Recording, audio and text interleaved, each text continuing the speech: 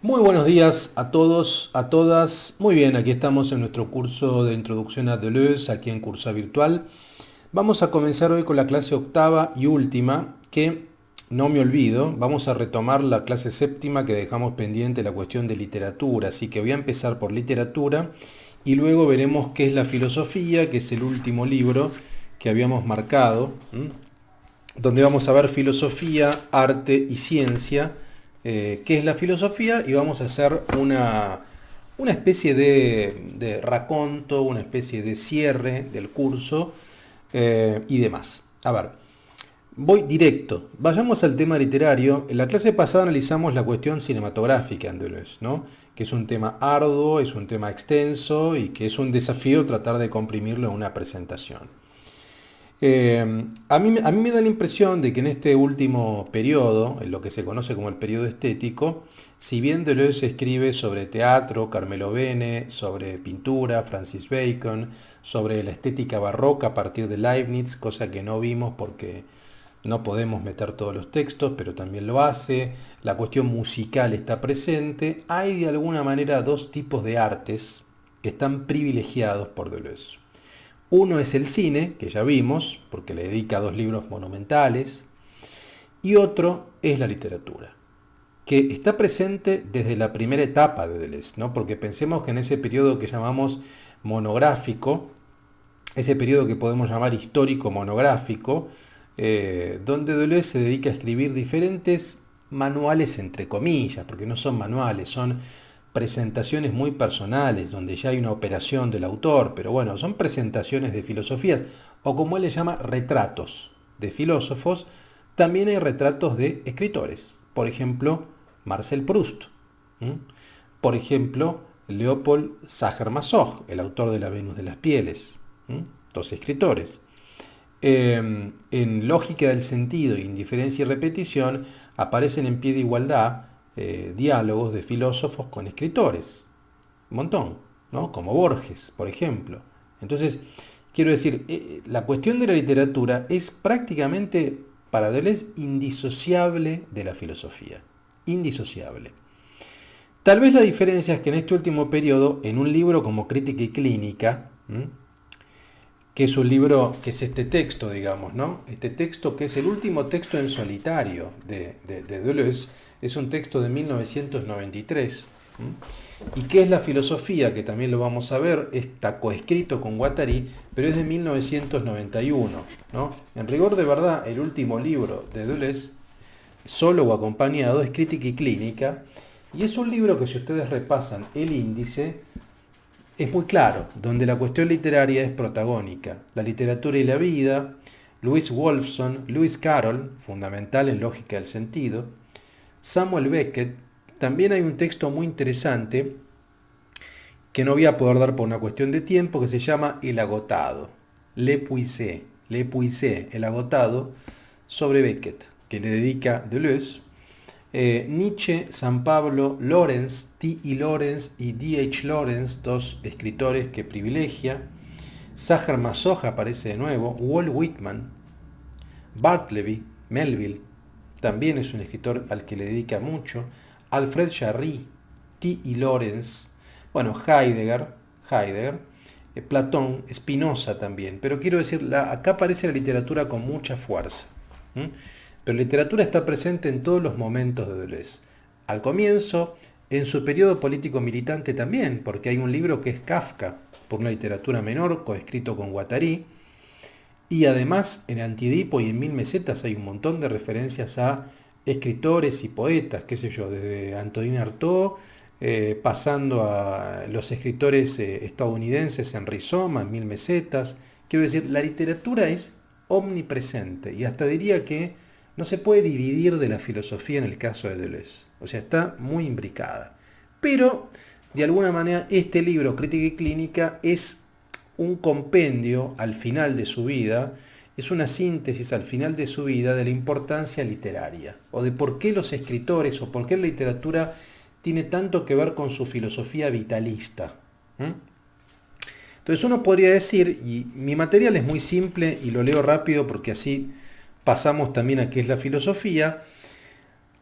Hay un privilegio también en la visión deleuziana de la literatura angloamericana, inglesa y norteamericana respecto de la francesa. Lo que él llama el sucio secretito francés, por cierta neurosis, porque es una literatura un poco historicista, cartesiana, de interiores, salvo el caso de Proust, el resto de los autores él es medio como crítico. Dice que señalan y reivindican Deleuze y Guattari, por ejemplo, Melville, Whitman, D.H. Lawrence, Fitzgerald, Faulkner, Lowry. De hecho, Faulkner lo menciona en el abecedario, ahora voy a ir al abecedario, Kerouac, Burroughs, Ginsberg, Dylan, Patti Smith. Esto lo menciona en Rizoma, esto lo mencionan Deleuze y Guattari en Rizoma, hablan de Patti Smith o de Bob Dylan, o sea, para que tengan una idea del interés que tenían en la literatura angloamericana. Resulta de un devenir, ¿por qué? Porque son autores, estos que mencionamos, que privilegian un devenir, un proceso inacabado, un perpetuo movimiento y repliegue, un eterno viaje por el paisaje americano. Es una literatura que responde también al viaje de la superficie americana, en definitiva, por su carácter rizomático y no arbóreo jerárquico. El viaje americano, tal vez cualquier viaje, es rizomático. Es un pensamiento a partir del espacio, del plano, no de la temporalidad, ni del historicismo europeizante y totalizante, es decir, por fuera de Hegel. Es decir, son este tipo de escritores angloamericanos, son escritores que son muy afines a la posición empírica, vitalista del devenir de Deleuze. Entonces él encuentra mucha empatía ahí, digamos, ¿no? Cosa que, a diferencia de los escritores franceses, que tal vez tienen un lastre muy historicista, muy cartesiano, muy subjetivizante y muy hegeliano, incluso a veces, ¿no? Por tanto, en esa vuelta al caos, Deleuze busca el medio, lo desbordado, las mesetas, las formas que no admiten fundamento alguno. La escritura y el viaje funcionan como máquinas que arrojan líneas de fuga y que abandonan los estratos. El filósofo y el viajero deben desaparecer impersonalmente, devenir desconocidos. Escribir y viajar son actividades paralelas. Los dos se apoyan en mapas en una cartografía sináptica, como una garantía de otra cosa que no se puede definir porque se va por la tangente, porque huye.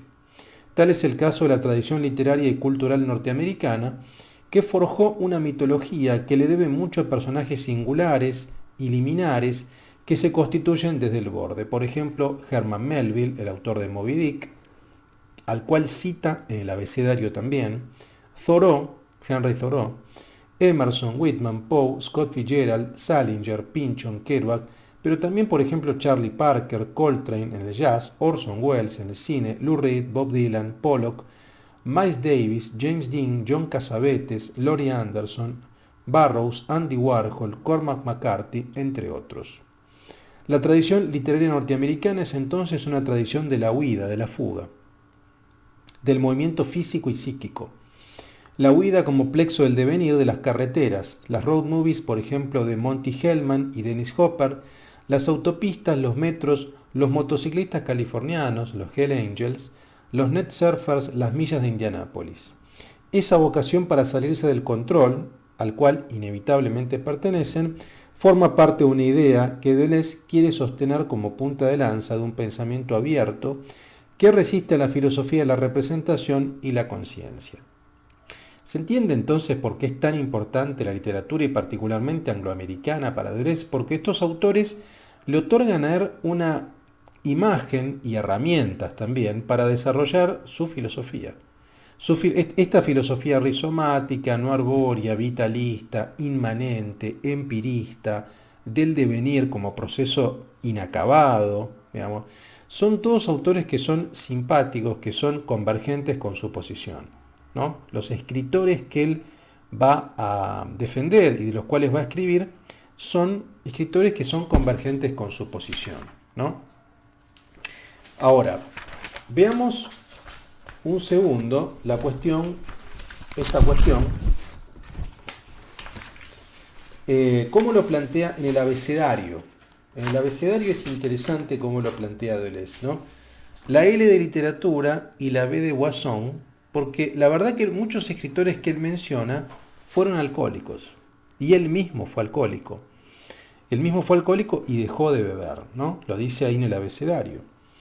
Dice, en la L de literatura, en el abecedario, dice Deleuze, los escritores son pensadores. Así como los directores de cine eran pensadores en pie de igualdad, lo mismo los escritores. Menciona a Proust, a Kafka, a Sacher-Masoch, a Scott Fitzgerald, a Faulkner. ¿Y cuál es la característica? Dice, bueno, la escritura o la literatura trabaja con perceptos, trabaja con el estilo. ¿Mm? Los grandes personajes también además son como conceptos filosóficos, ¿no? Y menciona el caso de Ahab de Melville, dice, es un pensador, ¿no? Los perceptos nos hacen percibir y nos hacen dar cuenta del límite de lo perceptible, dice Deleuze en el abecedario. Todo gran filósofo es además un gran pensador. Perdón, es además un gran escritor.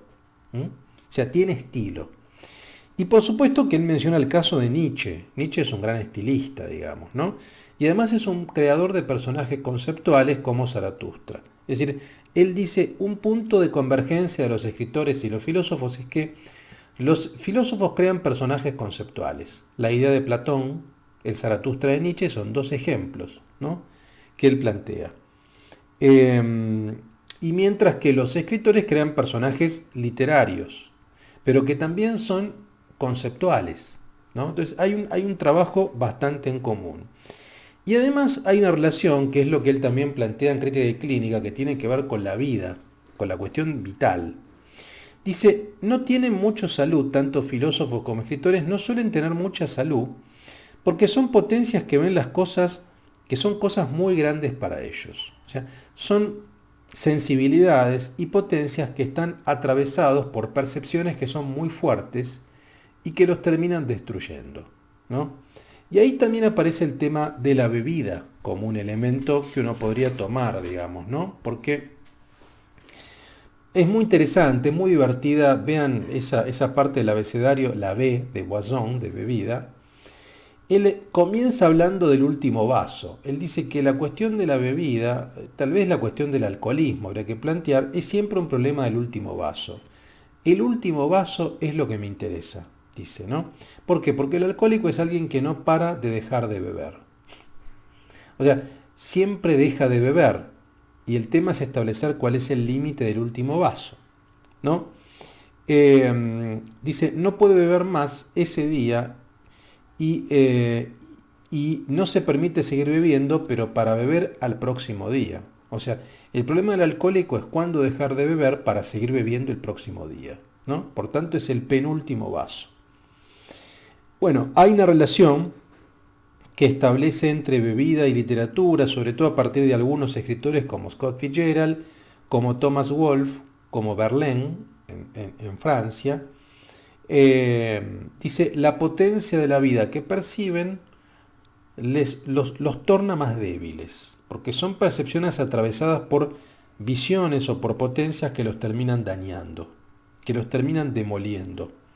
Y por eso muchos suelen fugar hacia el alcoholismo o hacia las drogas también, ¿no? Bueno, en fin, sobre este tema de la vida y la literatura, Crítica y Clínica empieza así. O sea, voy a leerles, tengo marcados 3 pasajes y con esto cierro el tema de literatura porque quiero meterme en qué es la filosofía, que igual van a ver que va a aparecer la cuestión literaria también allí.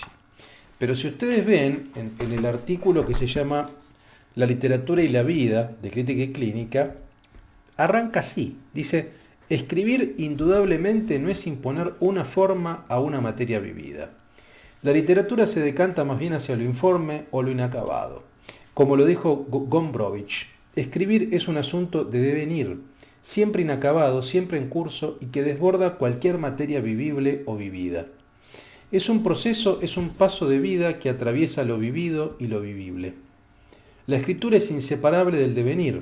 Escribiendo se deviene mujer, se deviene animal o vegetal, se deviene molécula, hasta se deviene imperceptible. Entonces, claramente el ejercicio escriturero para Deleuze tiene que ver con esto, tiene que ver con la experiencia vital y con la experiencia del devenir, de la transformación, de un proceso de transformación. La escritura transforma. Más adelante, en la página 15, dice, la salud como literatura, como escritura, consiste en inventar un pueblo que falta. Es propio de la función fabuladora inventar un pueblo. No escribimos con los recuerdos propios salvo que pretendamos convertirlos en el origen o el destino colectivos de un pueblo. La literatura norteamericana tiene ese poder excepcional de producir escritores que pueden contar sus propios recuerdos, pero como los de un pueblo universal compuesto por los emigrantes de todos los países. Bueno, todo este tema del pueblo que falta es un tema que él ya también conceptualiza la imagen tiempo. Allí lo dice respecto, por ejemplo, de ciertos directores de cine de vanguardia como Godard, y lo que él dice es que es paradójico, digamos, ¿no? O sea, el cine político o este tipo de literatura más de vanguardia es una literatura más aristocrática. ¿Por qué? Porque él dice, no hay pueblos, o sea, suelen ser pueblos ausentes. Es el pueblo del porvenir, es lo que vendrá, pero son desiertos. En todo caso, los escritores que tienen más poder de visión, como Kafka, por ejemplo, un ejemplo va a ser Kafka, digamos, son aquellos que pueden presentir, aquellos que pueden advertir que hay un pueblo que no está y que ese pueblo hay que crearlo, que es un pueblo en potencia, en germen, pero que no ha sido actualizado. ¿Se entiende? Entonces, son escritores solitarios en el fondo porque se dan cuenta de que no están rodeados de nadie y que el pueblo hay que producirlo, hay que encontrarlo. Este es el tipo de literatura y de cine que le va a interesar. Y la última marca que tengo en Crítica y Clínica dice en la página 153, pero no es así como proceden los grandes escritores, pese a que Kafka sea un checo que escribe en alemán y Beckett un irlandés que escribe en francés. No mezclan dos lenguas, ni siquiera una lengua menor y una lengua mayor, pese a que muchos de ellos estén vinculados a unas minorías como al signo de su vocación. Lo que hacen es más bien inventar una utilización menor de la lengua mayor, en la que se expresan por completo, minoran esa lengua, como en música donde de un modo menor designa combinaciones dinámicas en perpetuo desequilibrio. Son grandes a fuerza de minorar, hacen huir la lengua, hacen que se enfile sobre una línea magia que desequilibra continuamente. Este tipo de escritores son los que le interesan a Deleuze, todos. O sea, cuando él habla de literatura menor, habla de este tipo de cosas. O sea, hacer al interior de una lengua hegemónica o mayoritaria, el alemán, el francés, el español, hacer algo singular, hacer algo distinto. Y eso suele pasar, según Deleuze, cuando son autores, cuando son escritores, cuyas lenguas maternas no son esas. O que por lo menos, a ver, o si lo son, nacen rodeados de otro tipo de lenguas. El caso de Kafka es un caso clásico, ¿no? Pero también el caso de Beckett, que adopta el francés para escribir, siendo él un irlandés. Entonces, no es que van a hacer síntesis o que van a hacer simbiosis o que van a... No, sino van a hacer de esas lenguas, al interior de lenguas mayoritarias, ejercicios minoritarios. O sea, van a hacer la lengua, como él dice, tartamudear, balbucear. Van a crear algo nuevo. Esto es consistente obviamente con su posición del devenir menor, o sea, son expresiones del devenir menor al interior de una lengua mayoritaria. Estos son los escritores que le van a interesar a Deleuze, ¿no?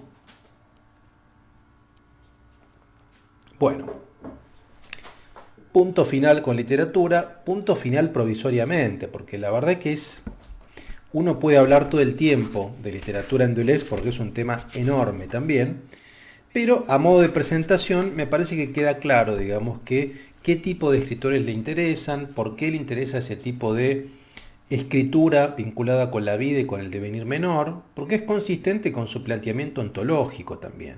O sea, lo que yo quiero que entendamos, y con esto, esta quizás es una primera conclusión provisoria, es que si bien nosotros dividimos en tres partes, porque el propio Deleuze lo admite, que hay un periodo ontológico, un periodo político y un periodo estético, esa división que desde el punto de vista didáctico e incluso historiográfico en parte, parcialmente, es cierta, no hay que tomarla a pie juntillas, porque los tres elementos aparecen imbricados desde el primer momento, lo ontológico, lo político y lo estético.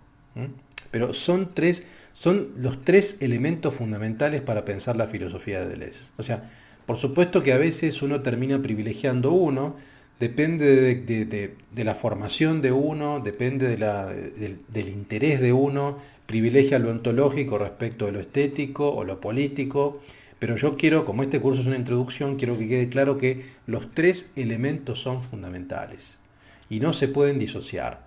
¿Mm? Y en ese sentido, ¿qué es la filosofía? El último libro de Deleuze con Guattari, lo que va a funcionar es como una suerte de revisión de su legado. Algunos dicen, como el propio François II, que este libro es más un libro de Deleuze que de Guattari. O sea, que El Antidipo y Mil Mesetas sí, fueron dos libros realmente 100% colaborativos, digamos, y donde Guattari aportó mucho. Este libro, y realmente es cierto que uno puede verlo, algunos dicen que Deleuze le concedió, o sea, que Guattari firmara el libro, siendo un libro mucho más de él, ¿no? Por su amistad. Y realmente cuando uno lee el libro uno puede detectar que es algo así como un balance de la filosofía para Deleuze. O sea, es imposible no ver que hay una preeminencia de Deleuze acá. O sea, que es un balance muy Deleuze, es mucho más deleuziano que guattariano. Probablemente el último, a ver, donde se ve la influencia de Guattari sea en ciertas cuestiones políticas. El libro es muy simple. Tiene una introducción y dos grandes partes. Filosofía, que es un concepto, plano de inmanencia, personajes conceptuales y geofilosofía. Esos 4 puntos definen la filosofía para Deleuze. La filosofía es creación de conceptos, lo vimos desde la primera clase. La noción de plano de inmanencia es fundamental en su empirismo trascendental. Los personajes conceptuales también. Él permanentemente plantea que los filósofos crean personajes conceptuales, como dijimos la clase pasada, esta clase misma con Zaratustra y Nietzsche, por ejemplo. Y la geofilosofía en el sentido de que la filosofía es territorial, o sea, que implica una dimensión geográfica, una territorialidad. Y luego la segunda parte, filosofía, ciencia, lógica y arte, donde habla de functores y conceptos, prospectos y conceptos, percepto, afecto y concepto. Que esto también lo decimos de la primera clase, o sea, es volver a la primera clase, de alguna manera, ¿no? Que el pensamiento se estructura por perceptos en el campo del arte, por afectos en el campo de la música, por conceptos en el campo de la filosofía y por functores o funciones en el campo de la ciencia. El libro este opera como una suerte de revisión y de conclusión perfecta. Entonces, les voy a leer mi material de lectura, donde sintetizo esto y luego tengo marcadas acá unas 4 o 5 párrafos para leerles. La filosofía entonces para Deleuze, uno podría decir, tratando incluso de hacer como una conclusión, no resiste categorías estándar de la historia del pensamiento tradicional. Vale decir, es una filosofía no escrita contra nada, aunque por supuesto que tiene discusiones, pero en forma deliberada es una filosofía que no parte de la negación, que parte de la afirmación, al revés. Ni tampoco a favor de, no es una filosofía académica ni divulgativa, no es una filosofía encorsetada en alguna escuela o tradición, aunque dialoga con ellas, no es una filosofía para una especialidad, ni práctica, ni estética, ni metafísica, no es una filosofía post-nada, no es una filosofía postmoderna, como algunos dicen, Deleuze ni usa esa palabra. Para Deleuze la filosofía simplemente es creación de conceptos, tal como dijimos la primera clase, y el diálogo que él establece con artistas, con directores de cine, es en calidad de creadores de conceptos de su disciplina, vale decir de perceptos. En gran medida, esto es lo que puede verse en las magníficas y estimulantes clases, por ejemplo, sobre el pensamiento de Leibniz. Leibniz, a quien no mencionamos mucho hoy, pero que le interesa mucho a Deleuze también, es un filósofo que le interesa mucho precisamente porque es tomado como un estilista de conceptos. Por ejemplo, el principio de razón suficiente, lo infinitesimal, antes que como un mero pensador racionalista. El tono experimental de las clases de Deleuze permanece ajeno a cualquier ánimo polémico o categorizador, convirtiendo una mera clase en un verdadero laboratorio de ideas innovadoras. Esto es genial, ¿no? Insisto, y como decíamos antes, Leibniz a él tanto no le interesa como un pensador propio del racionalismo alemán. Le interesa porque él ve allí un creador de conceptos. Le parece extraordinario que un tipo cree un concepto como el principio de razón suficiente. ¿Se entiende? Entonces, esto es lo que él privilegia todo el tiempo, ¿no? La creación conceptual. Contrariamente a lo señalado, la obra de Deleuze no tiene periodos, como dijimos recién, aunque algunos analistas marquen las etapas: la historicista o ontológica monográfica, la creadora con Guattari, política y la estética. Si bien el mismo autor lo admite, tenemos que verlo mejor como una totalidad sin subdivisiones, donde estos tres elementos, a veces uno de esos tres elementos sube y se deja más en evidencia, y otro baja. O sea, son como momentos, ¿no? Subes y bajas, pero están todo el tiempo compartimentados, ¿m? Están conectados.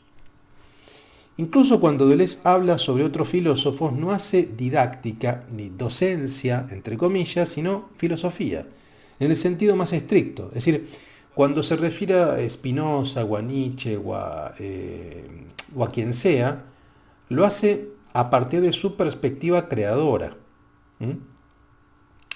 Tomándolos como material de alguna manera, ¿no?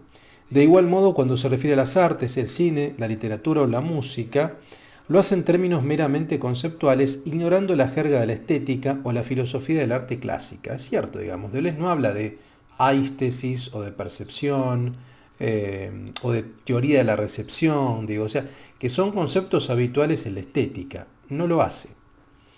Por tanto, la filosofía de Deleuze es una filosofía, como dijimos en la primera clase, anárquica, sin arjé, sin centro ordenador ni subjetividad jerárquica.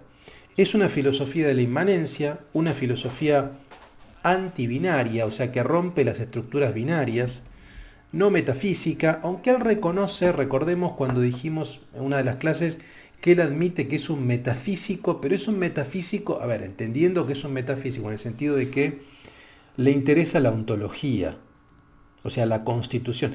Es un metafísico no metafísico. O sea, a ver, es alguien que le interesa la ontología, pero su ontología es una ontología descentralizada, anárquica, ¿m?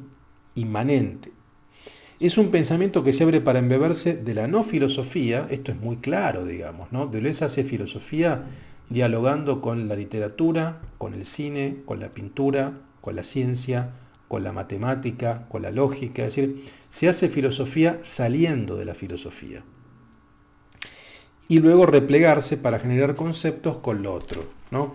Es una filosofía del pliegue, contaminante, un pensamiento de la sensación y del afecto. Es también la filosofía de lo virtual, en tanto potencia de la acción, lo virtual como condición de posibilidad de lo real, de una pragmática de un hacer. En definitiva, es una filosofía del cuerpo. Esto es importante. Yo diría es una filosofía del cuerpo en movimiento, agregaría, ¿no? Es más, lo voy a anotar en mi material. Es una filosofía del cuerpo en movimiento, porque a veces podemos confundirnos, ¿no? La filosofía de Deleuze es más una filosofía de los movimientos, y de los movimientos aberrantes, de los movimientos que no tienen un centro establecido. ¿Mm? Porque no es un cuerpo estático, no es un cuerpo cerrado, no es un cuerpo, digamos, molarizado, disciplinado. Ese tipo de cuerpo es el cuerpo que le interesa a Foucault, por ejemplo, ¿no? A Deleuze lo que le interesa es el cuerpo en devenir, que es un cuerpo en un proceso de transformación. Recuerden, como las pinturas de Bacon, como esas pinturas de Bacon que están en permanente movimiento, reconfiguración, esos rostros como destrozados, bueno, esos son los movimientos. Esos son los cuerpos deleuzianos, los cuerpos de Bacon, ¿no? Eso es el cuerpo sin órganos. Es la imagen más clara del cuerpo sin órganos. O sea, como dijimos antes, un devenir en las clases pasadas no es ir del punto A al punto B. Un devenir no es comenzar y terminar en un lugar modificado, es lo que está en el medio, es el camino, es el proceso que nos lleva del punto A al punto B, pero no el punto de partida ni el punto de llegada, no, es el proceso de transformación que nos hace dar cuenta que uno no es estable, que no existe la estabilidad, por tanto el cuerpo cristalizado, fijo, fijado, molarizado, es algo, a ver, que existe provisoriamente, pero que lo que verdaderamente subyace es la transformación, el devenir permanente. ¿Mm? Esta es la clave. Tal vez lo más fascinante del pensamiento deleuziano es que la influencia que recibe de una serie de pensadores, los estoicos, Duns Scoto, Kant, Leibniz, Spinoza, Nietzsche, Bateson, Foucault también, no responde a determinada escuela o coherencia académica, a la que adscribe, sino una construcción propia. Pareciera en este aspecto haber seguido el precepto de Zaratustra de Nietzsche, perder al maestro para encontrarse a uno mismo. Subsiguientemente, la enorme influencia de su pensamiento que aparece en el horizonte también resulta continuadora de esta misma lógica. O sea, Nietzsche es muy importante desde el punto de vista incluso formal, desde el punto de vista de, para ser, para tomar de Nietzsche ciertas herramientas no implica ser nietzscheano. Implica en todo caso tomar la coherencia, tomar la dinámica de ese pensamiento de olvidar al maestro. ¿Se entiende? O sea, ser lector de Nietzsche, estar influido por Nietzsche no implica seguir lo que el maestro dice, al revés, implica olvidarlo. Esta lógica de la creación conceptual resulta inseparable del vitalismo exasperado que inunda todas las páginas. Creación, vitalismo y experimentación, esos tres elementos, son tres elementos que hacen de la filosofía de Deleuze una constante. Ahí tenemos una conclusión. La filosofía de Deleuze es una filosofía creadora de conceptos, es una filosofía vitalista, porque la vida, en tanto proceso inacabado de devenir y de transformación permanente, está en el centro. Es una filosofía de la afirmación de la vida, y ahí vemos su nietzscheísmo. Y como tercer elemento, es una filosofía de la experimentación o experimental, en el sentido de que es una filosofía abierta, permanentemente, a la interconexión con otras disciplinas, con la ciencia, con el arte. Esas son tres características fundamentales. Toda su obra parece responder a tres preguntas en forma obsesiva. ¿Qué es la filosofía? ¿Qué hace un filósofo? ¿Y qué lo hace ser lo que es? La filosofía para Deleuze es un pensamiento del presente y para el futuro, un pensamiento para el siglo XXI también, ¿no? Una herramienta conceptual, como definió Michel Foucault a propósito del antiedipo, para un estilo de vida no fascista, un estilo de vida no autoritario. Hay algo bien interesante en la filosofía de Deleuze. Eso que resulta tan fascinante y a la vez complejo es visualizar el pensamiento de un filósofo en plena gestación. Y no es algo común. Toda la filosofía deleuziana puede verse como un inmenso despliegue de una cosmovisión creadora, del pensamiento que deja de lado cualquier crítica para enfocarnos en la alquimia de los engranajes, las taxonomías, las categorías innovadoras e incluso hasta divertidas. Es una filosofía divertida, es una filosofía que tiene humor. El propio Deleuze se ríe todo el tiempo, ¿no? La filosofía para Deleuze, o de Deleuze mejor, está anclada en movimientos, velocidades y cambios continuos de la percepción. Esto que decíamos antes. Es una filosofía del cuerpo en movimiento y de las velocidades. Es una filosofía de flujos, de fugas y de territorios. Por eso es una geofilosofía. Es una filosofía territorial, geográfica. Ahora voy a leerles un pasaje de qué es la filosofía, en la cual Deleuze clasifica la filosofía alemana, francesa, griega, inglesa, en función de sus búsquedas y sus territorios particulares, ¿no? Dice, no hay objetos de estudio, ni un sujeto denunciado, mucho menos un sujeto cognoscente o trascendental. Para Deleuze, todo el edificio conceptual deleuziano trata sobre el agenciamiento, la conexión entre elementos heterogéneos de una multiplicidad, una anarquía epistemológica. Elementos que se interconectan a través de asociaciones diversas. Los conceptos que inventa Deleuze están configurados por este molde madre, los dispositivos. Desde el rizoma al devenir animal, desde la cartografía a la aixeidad, todos tienen esta marca de determinación del entre, del espacio vacío, del instante en que se pasa de la potencia al acto. O sea, el movimiento de transformación del devenir está en el centro. En el prólogo a la edición norteamericana de Diálogos, dice Deleuze, y lo cito, y creo que lo leímos ya, pero lo vuelvo a leer porque es muy claro, ¿no? Dice, lo que cuenta es una multiplicidad No son los términos o los elementos, sino lo que hay entre, el between, un conjunto de relaciones inseparables unas de otras. Toda multiplicidad crece por el medio, como una brizna de hierba o un rizoma. Fin de la cita. De nada sirve la repetición escolástica o lo nuevo por lo nuevo mismo. La filosofía debe capturar de forma continua conceptos de entre la marea del pensamiento.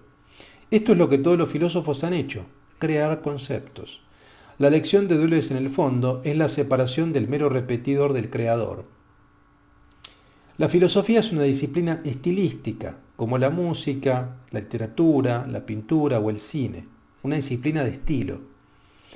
Entonces el filósofo, no como científico, ni divulgador, ni profesor, ni experto, ni especializado en determinada escuela, sino el filósofo como creador. El filósofo es un creador, como un pintor, como un músico, como un director de cine. El filósofo crea, no comunica, no divulga, no discute, crea. Así lo entiende Deleuze. A ver, en general doy un punto de vista mío, hago un mini break y ahora vamos a leer un par de cosas de qué es la filosofía, pero cuando leo este tipo de cosas, cuando comparto con ustedes, y además a modo de cierre también está bueno reflexionar, a mí no deja de sorprenderme esto. A mí no deja de sorprenderme cómo Deleuze es una rara avis, ¿no? O sea, es un filósofo en el siglo XX que en rigor de verdad es un filósofo clásico. Hace filosofía de una manera clásica. Tiene un sistema, tiene una ontología inmanente, tiene una estética propia, vitalista, de la afirmación, tiene una política libertaria, anarquizante, tiene una ética. Es un filósofo clásico, o sea, que escribe sobre las dimensiones de la filosofía total, la ontológica, la ética, la política, la estética, la epistemológica. Es un filósofo clásico que crea conceptos. Esto es muy extraño, o sea, es muy extraño en el siglo XX, a esto me refiero. Por supuesto que esto sucedió, esto fue muy concreto hasta el siglo XIX, pero en el siglo XX la filosofía entró a una suerte de revisión y de autorrevisión de métodos y demás, y quedó un poco encorsetada también en un saber estrictamente intrauniversitario, de papers, o bien en posiciones que son de divulgación un poco, ¿cómo llamarlas? Vulgares, demasiado simplificadoras. Deleuze no está en ninguno de esos dos lugares. Deleuze es un filósofo clásico, único, del siglo XX, diría, ¿no?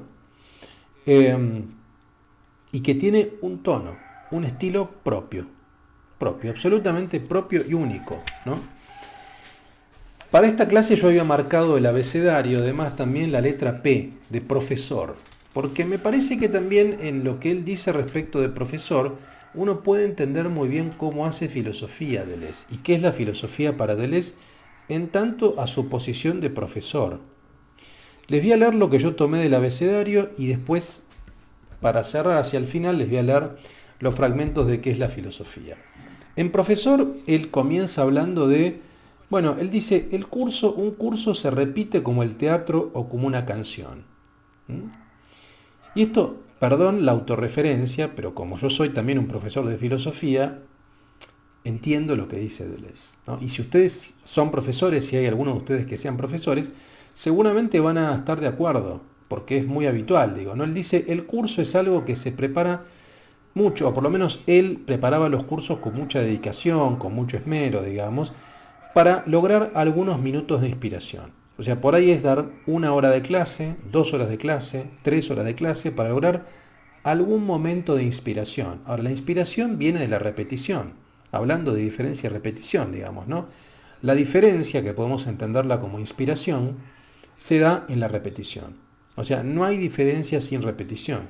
El curso se repite. Uno da una clase, uno da una clase del mismo contenido y sabe que esa clase, aunque tiene el mismo contenido, es diferente. Es como una obra de teatro. O sea, para alguien que es actor, más o menos también lo tiene claro. Un actor sabe que una obra nunca es igual, ¿no? O sea, una función de la misma obra, del mismo texto, nunca es igual a la del día siguiente. Nunca es igual. Sin embargo, la repetición, ahí se ve muy bien esta lógica deleuziana. La repetición es repetición de lo diferente. O sea, se repite supuestamente el mismo texto, un profesor repite el mismo contenido, pero sabe que la clase o que la función o que el concierto que uno da, porque también se parece a la música, la canción es la misma. Ahora, la canción es la misma, pero el concierto es distinto. Y la canción, depende de cómo uno la toque, va a sonar distinto, va a sonar mejor o peor. Bueno, lo mismo pasa con las clases, ¿no? Entonces, ahora lo que plantea Deleuze es que hay que hacer interesante lo que se dice, encontrar la materia con pasión y con entusiasmo y producir una temporalidad especial. Y esto es muy cierto. El hacer filosofía, desde el punto de vista de la didáctica, implica la repetición para encontrar un breve momento de inspiración matrizado a partir de la pasión y del entusiasmo, ¿no? Bueno, es muy interesante lo que dice Deleuze en el abecedario, habla de su historia personal como profesor del liceo en Amiens, en Lyon, en Vincennes, que ya lo mencionamos bastante. Eh, Habla del público característico de la Universidad de Vincennes, que era un público distinto, un público caótico, digamos, propio del 68, diferencia la clase de la conferencia. La conferencia dice que tanto no le interesa, prefiere el curso a la conferencia, ¿no? Y luego marca, por ejemplo, dos características más específicas del curso. Dice, el curso es un movimiento que no se comprende del todo, cada uno toma lo que quiere o lo que le conviene de un curso. Dice, hay deux choses, hay dos cosas de un curso. Es un momento que no, perdón, es un ritmo que nadie puede escuchar todo el tiempo y que uno es selectivo cuando lo escucha, lo cual es cierto. Es imposible mantener una atención permanente en un curso, en una clase, digamos. Eh, y que en definitiva hay una selección, ese es el segundo elemento, hay una vocación selectiva, ¿no? Hay un momento donde uno comprende determinada cosa, toma esa cosa y el resto probablemente no. Cada uno toma lo que quiere o cada uno toma lo que su disposición le determina de ese curso. Esto es lo que dice Deleuze, ¿no? Que no hace falta tomar todo, o sea, cada uno como un cuadro hace foco en determinado color, en cierta línea, digamos, ¿no? Eh, y luego, bueno, cierra, es muy interesante lo que dice, porque hay una pregunta que le hace Claire Parnet respecto de las escuelas de los filósofos, ¿no? Hablan de Lacan, de Heidegger, por ejemplo, y él dice, yo no tengo escuela, ¿no? Y él es alegre en su soledad, ¿no? Él prefiere que sus nociones se usen de manera diversa, de manera opuesta, de manera convergente, independientemente de una escuela que determina cómo debe usarse un concepto. Y sobre todo yo creo que lo dice claramente con respecto al lacanismo, ¿no? Los lacanianos son muy de escuela, también él lo señala respecto de Heidegger, digamos, o los heideggerianos, y él dice que no tiene discípulos, que no tiene escuela, porque precisamente lo que trata de brindar es eso, son conceptos que él ha creado para que cada uno los use en un sentido o en otro. Esto es muy parecido también a cómo lo pensaba Foucault, o sea, Foucault decía que la filosofía de él era una caja de herramientas. Una caja de herramientas de la cual uno podía tomar un concepto, por ejemplo el concepto de dispositivo, como si fuera una pinza o un destornillador. O sea, el lector de la filosofía de Foucault es un usuario que toma un concepto como si tomara un martillo o un destornillador. Ahora, lo que cada uno hace con esa herramienta depende de uno. O sea, uno puede usar un martillo para colgar un cuadro, para clavar un clavo, para destruir algo. Uno puede usar un concepto de Foucault en un sentido o en otro. El propio autor habilitó eso. Y eso también es lo que permite, esto vale para Foucault y también vale para Deleuze. Cuando él está diciendo que no tiene escuela y que sus nociones pueden ser usadas de muchas maneras, esto es lo que habilita precisamente pensamientos tan eh, vitales y tan actuales. Y esto es lo que permite también lecturas tan diversas, lecturas políticamente opuestas de Deleuze, de Foucault también, pero estamos hablando de Deleuze en este caso, digamos, ¿no? Lecturas políticamente tan diversas. Por eso no es sorprendente que haya lecturas por izquierda de Deleuze, que haya lecturas liberales de Deleuze, que haya lecturas anarquistas de Deleuze, que haya lecturas populistas de Deleuze, sí, porque es el propio autor el que permite eso. Hay una visión más en términos de usuario de los conceptos, ¿no? Esto para mí es un activo. Esto no pasa con muchos filósofos. Esto pasa con pocos filósofos, ¿no? Y por eso yo creo que Deleuze es un autor que todo el tiempo, es un autor que todo el tiempo atrae. Me pasa como profesor de filosofía que suele ser un autor que es muy seductor, porque uno va a encontrar algo allí, en ese corpus, que lo va a interpelar, que lo va a atravesar, que lo va a afectar, que va a afectar su sensibilidad, venga de donde venga, digamos, ¿no? Quisiera leer aunque sea, a ver, yo tengo acá marcadas algunas cuestiones de qué es la filosofía, pero bueno, quisiera leer, tengo marcado algo respecto de la revolución, digamos, no sé si quiero ir a cuestiones tan específicas, luego la parte que tiene que ver con la geofilosofía, Francia, inglesa, alemana, está en la página 104, pero no sé si quiero ir a cuestiones tan específicas porque me parece que ya estamos hablando de nociones generales, así que me gustaría leer aunque sea una o dos citas y terminar ya la clase y les hago una devolución final. Acá, vamos a leer esta, porque me parece, estas dos citas son muy bellas y me parece que como cierre van bien, ¿no?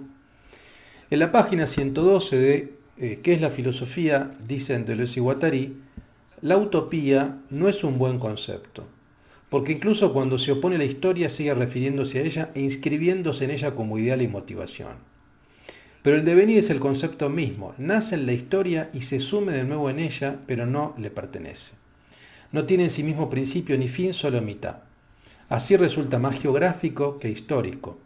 Así son las revoluciones y las sociedades de amigos, sociedades de resistencia, pues crear es resistir, meros devenires, meros acontecimientos en un plano de inmanencia. La utopía no es un buen concepto. Deleuze no es un filósofo utópico, es un filósofo inmanente, pragmático, creador.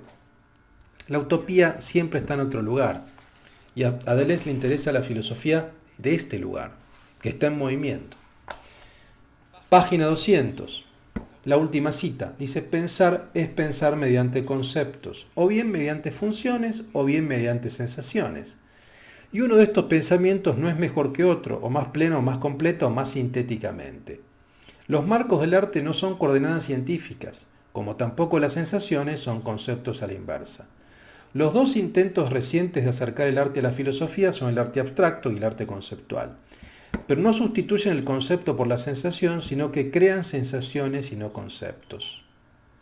Los tres pensamientos se cruzan, se entrelazan, pero sin síntesis ni identificación. La filosofía hace surgir acontecimientos con sus conceptos. El arte erige monumentos con sus sensaciones. La ciencia construye estados de cosas con sus funciones. Una tupida red de correspondencias puede establecerse entre los planos. Cada elemento creado en un plano exige otros elementos heterogéneos que todavía están por crear con los otros planos. El pensamiento como heterogénesis. Bien es verdad que estos puntos culminantes comportan dos peligros extremos, o bien retrotraernos a la opinión de la cual pretendíamos escapar, o bien precipitarnos en el caos que pretendíamos afrontar. Bien, fin de la clase, fin del curso. La idea entonces es, ¿qué es la filosofía? Es evidente para Deleuze, ¿no? O sea, es creación conceptual en plano de igualdad con la ciencia y con el arte. ¿Mm? Y el filósofo es una singularidad que esculpe ese tipo de conceptualidad. ¿Mm?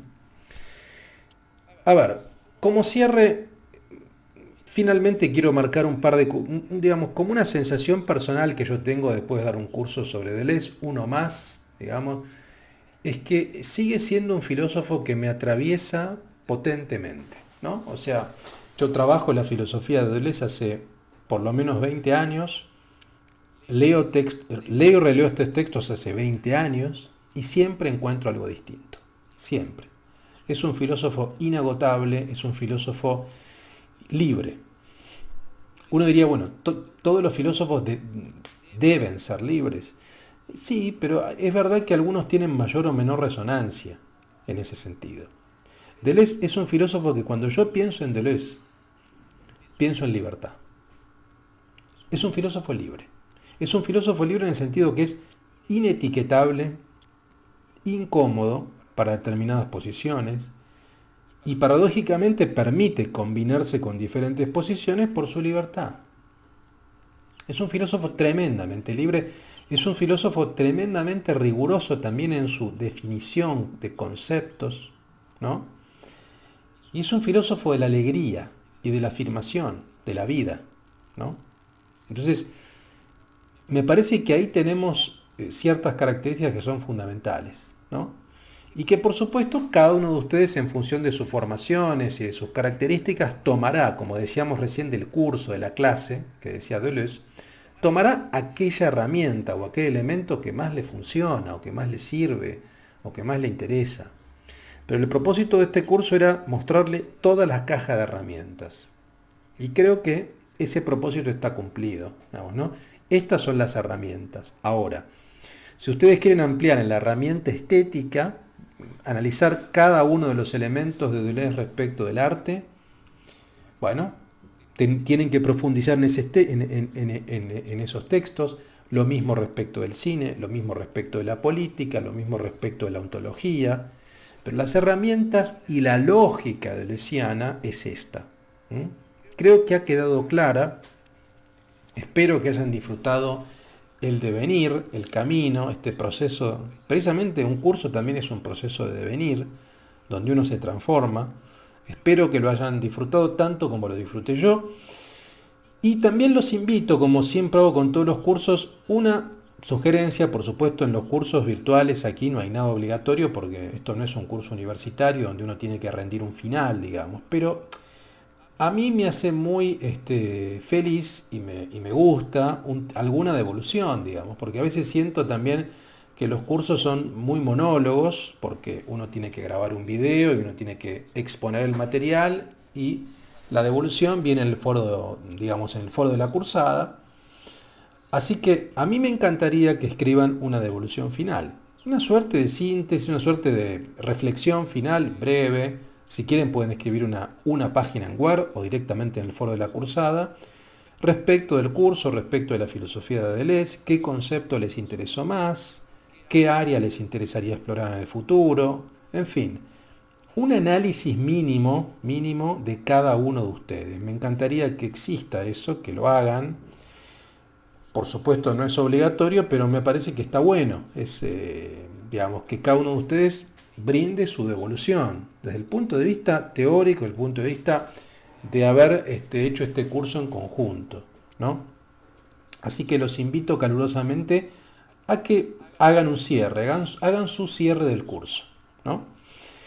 Y finalmente los invito, por supuesto, si les interesó, a que continúen aquí en Cursa Virtual. Yo voy a dar este año algunos cursos más, se los cuento, ya se los anticipo. Vamos a dar un curso de género y sexualidad, donde vamos a leer diferentes, va a ser un curso distinto en el sentido de que no es sobre un autor, sino son varios autoras, son autoras y autores, trabajando diferentes conceptos vinculados con el género. Ese va a ser el próximo. Luego veremos un curso de filosofía francesa contemporánea, ¿m? Donde vamos a ver un texto de Deleuze, vamos a ver el Antidipo. Pero la idea es presentarles, así como aquí presentamos una introducción a Deleuze, voy a hacer una introducción del pensamiento francés contemporáneo, sobre todo de la posguerra, de la segunda mitad del siglo XX. Creo que les puede interesar, ¿no?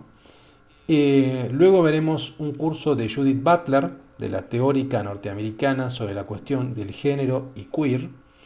Y por último, daré un curso por primera vez, lo anticipo ya, sobre la literatura de Michel Houellebecq, el escritor francés Michel Houellebecq, el autor de Las partículas elementales, Ampliación del campo de batalla, y que ha publicado este año su última novela, que es Anéantir, Aniquilación, que es la primera vez que lo voy a dar y estoy muy entusiasmado. Esos son los próximos cursos. Con esos cursos voy a estar trabajando la segunda mitad del año hasta fin de año, ¿no? Género y sexualidad, filosofía francesa, Butler y Michel Houellebecq. Muchos están vinculados con Deleuze, algunos no tanto, pero bueno, si les interesa, si les gustó este curso, los invito a que se sumen también a esos cursos que van a ser bien interesantes. Por mi parte no tengo más que agregar, espero haya sido un recorrido alegre, estimulante, a mí me resultó así. Les mando un fuerte abrazo, espero que nos veamos aquí en Curso Virtual y si no, que sigan leyendo a Deleuze, que sigan en este proceso de devenir que es inagotable. ¿Mm? Un gran cariño. Gracias.